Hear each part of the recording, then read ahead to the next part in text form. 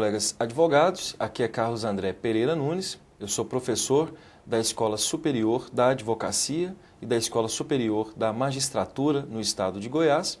Sou também sócio fundador do Instituto Carlos André, Centro de Excelência em Língua Portuguesa e Redação Jurídica, que fica também no estado de Goiás.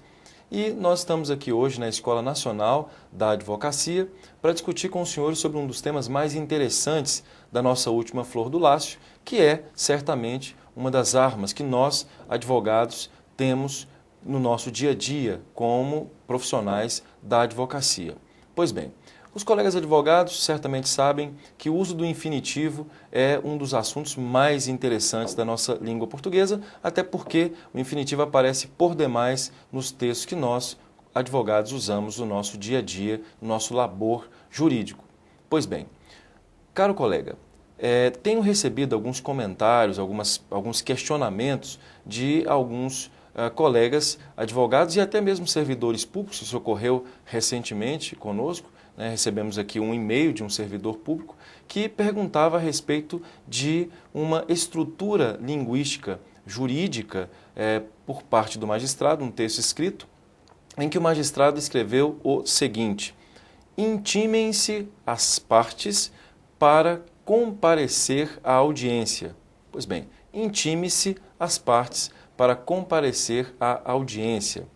E a pergunta vem: intime-se as partes para comparecer à audiência ou intimem-se as partes para comparecerem à audiência? Como é que o colega advogado sairia dessa situação? Será que é comparecer ou comparecerem? Pois bem, o uso do infinitivo em língua portuguesa é extremamente, como disse, interessante, a polêmica, mas existe uma doutrina bem assentada em relação a isso, no tocante especificamente à utilização de infinitivo quando o sujeito da oração é idêntico, da oração subordinada. Acalme-se que já vou explicar. Inicialmente, é bom lembrar que intimem-se as partes. Por que intimem-se as partes? Digo isso porque é muito comum no dia a dia do mundo jurídico observar intime-se as partes. E isso certamente é um desvio que pode comprometer a qualidade linguística de um determinado texto e até mesmo causar alguma situação desconfortável para aquele que escreve. Pois bem, quando se diz intime-se as partes, o verbo intimar é o famoso verbo transitivo direto.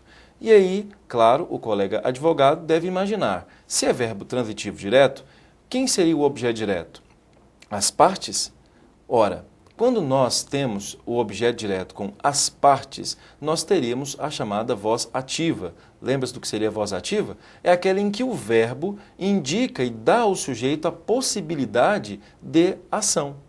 Quando nós colocamos, no entanto, colegas advogados, a partícula C, essa partícula C se torna um catalisador de uma voz que se chama voz passiva. Daí, o objeto direto da voz ativa vira o sujeito da voz passiva.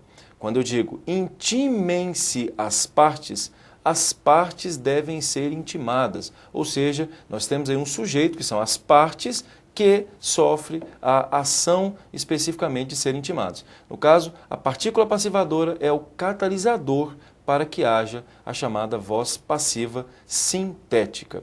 Daí, então, o colega advogado deve perguntar, ora, se é voz passiva sintética, quem é o agente da passiva? Quem é que intima? E o agente da passiva, que é aquele que age na voz passiva, está, por óbvio, implícito, ele não existe nessa estrutura, em razão do caráter da impessoalidade que é constante, o colega advogado sabe, nesse tipo de texto. Pois bem, vejamos agora o caso sobre o qual estávamos falando, que é o caso do infinitivo. Bem, o infinitivo então pode ser pessoal e pode ser impessoal. Quando é que o infinitivo é pessoal e quando é que o infinitivo é impessoal? Bom lembrar que infinitivo é a forma infinita do verbo, é aquela forma do verbo que não foi feita, que não é flexionada. Ela não tem tempo, não tem modo. Então, cantar, por exemplo, é infinitivo. E o infinitivo é muito importante para nós que somos advogados, porque veja que o Código Penal, ou do Código Penal, consta, caro colega, exatamente a utilização de infinitivos com constância, infinitivos impessoais. Por exemplo, 121, matar alguém. Quando ele coloca matar alguém, essa estruturação no caput é de infinitivo. Que infinitivo? Infinitivo impessoal. E por que impessoal? Porque é erga omnes, é qualquer pessoa. Não há uma pessoa, não há um sujeito específico que venha a fazer esse tipo de ato, ou a lei prevê para qualquer que seja o colega. Daí, quando se fala em matar alguém, e esse matar alguém sendo, obviamente, o infinitivo impessoal, não tem pessoa, não tem sujeito. O infinitivo pessoal, no entanto, tem pessoa, tem sujeito. O colega pode imaginar, por exemplo, a seguinte situação. Esta estrutura é para eu fazer. Esta petição é para eu fazer. Diz, por exemplo, ao estagiário. Gostaria de que essa petição fosse para que eu a fizesse. Então, é para eu fazer. Esse eu é exatamente o sujeito do verbo fazer, que é infinitivo, tem estrutura de infinitivo, ele não é flexionado, o colega certamente percebeu. E por isso não se deve usar a forma mim, o pronome oblíquo tônico mim. Isso é, por demais, um barbarismo, isso pode prejudicar o colega advogado no dia a dia. Para mim fazer, sob qualquer hipótese, para eu fazer, pronome pessoal do caso reto, procedimentalmente tem a tendência a ser utilizado como sujeito. Há casos, no entanto, em que um pronome pessoal do caso oblíquo pode ser utilizado como sujeito, mas isso não é assunto para essa aula. Então, para eu fazer, o colega advogado pode entender como um infinitivo pessoal. Bem, esse infinitivo pessoal pode ser não flexionado, não há alteração na desinência do infinitivo pessoal, impessoal. Daí, fazer infinitivo impessoal e fazer infinitivo pessoal não flexionado tem a mesma desinência, como pode perceber o colega advogado. Com uma diferença, o impessoal, lembra-se, matar alguém não tem pessoa, não tem sujeito, é erga omnes. Mas quando eu digo para eu fazer, o sujeito seria especificamente o eu, o sujeito desse infinitivo. Pois bem, e o infinitivo chamado de infinitivo pessoal flexionado? A flexão se dá em razão da desinência que é colocada, que é modificada em relação ao infinitivo impessoal e ao infinitivo pessoal não flexionado. O colega pode perceber, por exemplo, para nós fazermos. Essa petição é para que nós possamos fazer. Então, essa petição, quando eu reduzo a oração, é para nós fazermos. E fazermos é infinitivo, o que quebra aquela, entre aspas, lógica de que infinitivo só termina em R. Não é verdade. Fazermos é infinitivo, infinitivo pessoal, de natureza flexionada, no caso específico, em primeira pessoa do plural. Portanto, o infinitivo pode ser impessoal, pessoal flexionado e pessoal não flexionado. Pois bem, e quanto ao que nós colocamos? Para comparecer à reunião ou comparecerem à reunião? Quando se fala em comparecer à reunião ou comparecer à audiência, que é o nosso caso específico do português jurídico, nosso tema aqui na Escola Nacional da Advocacia, bem, a doutrina diz que os dois são possíveis. E por quê? Intimem-se as partes para comparecer. Intimem-se as partes é o que se chama de oração principal. Já disse, o sujeito, as partes. E para comparecerem é uma oração que nós chamamos de oração subordinada, adverbial, final, reduzida de infinitivo. O colega certamente deve ter ficado um pouco assustado com essa nomenclatura, mas no direito também a nomenclatura, sem dúvida, é por demais importante. Então vamos a essa nomenclatura. O colega se lembra do que seria uma oração? Bem, uma oração, na verdade, está ligada a uma estrutura linguística que possui sujeito e predicado. Oração é toda frase que possui um verbo. Há, claro, orações que não possuem sujeito, mas por caso específico, que é a chamada oração sem sujeito, dos verbos impessoais. Então, oração nada mais é do que a estrutura linguística que possui verbo e que, portanto, possui sujeito e que possui predicado, a não ser um caso específico. Por que, então, subordinada? A palavra subordinada está ligada a uma dependência estrutural, é quase que processo civil isso, caro colega advogado. Dependência estrutural, não é dependência semântica, é dependência estrutural. A oração subordinada é aquela que exerce a função sintática sobre outra. E as funções sintáticas são basicamente as funções substantivas, sujeito, objeto direto, objeto indireto, complemento nominal, quando se fala também em aposto, predicativo, as funções adjetivas, no caso a única de adjunto adnominal, e a função adverbial. E é aí que nós queremos chegar. Quando nós falamos em função adverbial, é a função do adjunto adverbial, ou de função de adjunto adverbial, exercida para circunstancializar.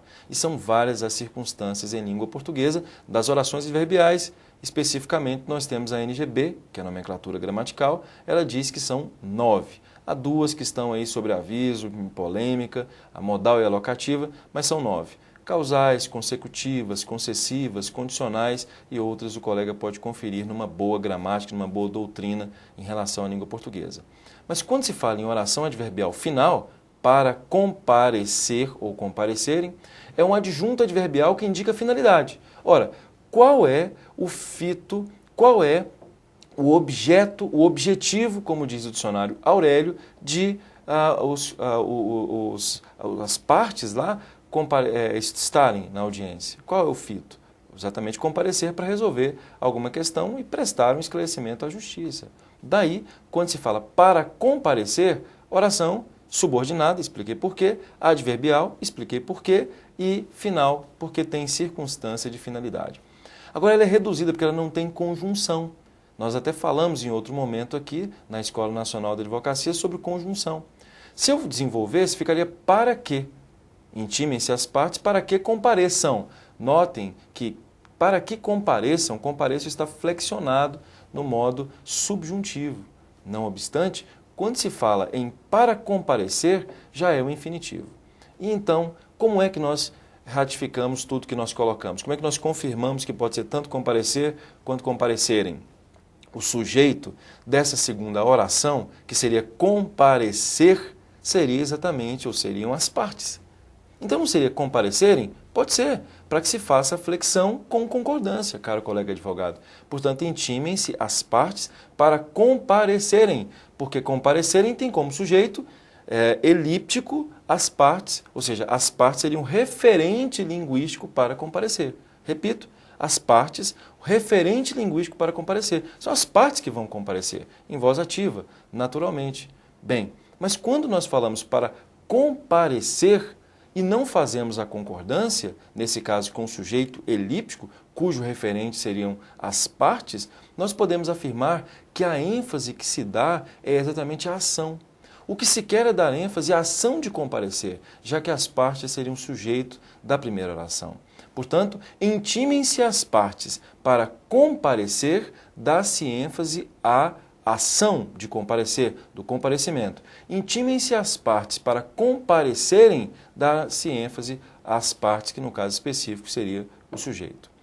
O colega advogado deve saber que a tradição linguística é a utilização de comparecer. Comparecer é muito mais utilizado do que a forma comparecerem. Tanto é que alguns colegas podem até imaginar que comparecerem não esteja de acordo com o padrão formal da língua portuguesa, porque é pouquíssimo usado. De fato, a lógica, o efeito é a utilização do infinitivo chamado de infinitivo pessoal, nesse caso, não flexionado. Portanto, o ideal é que se utilize exatamente da forma comparecer. Aqui nós concluímos mais um assunto, que seria exatamente a utilização do infinitivo no português jurídico. Espero que os colegas advogados tenham ratificado, tenham gostado da nossa explanação. Nós estamos sempre à disposição para contatos com os senhores.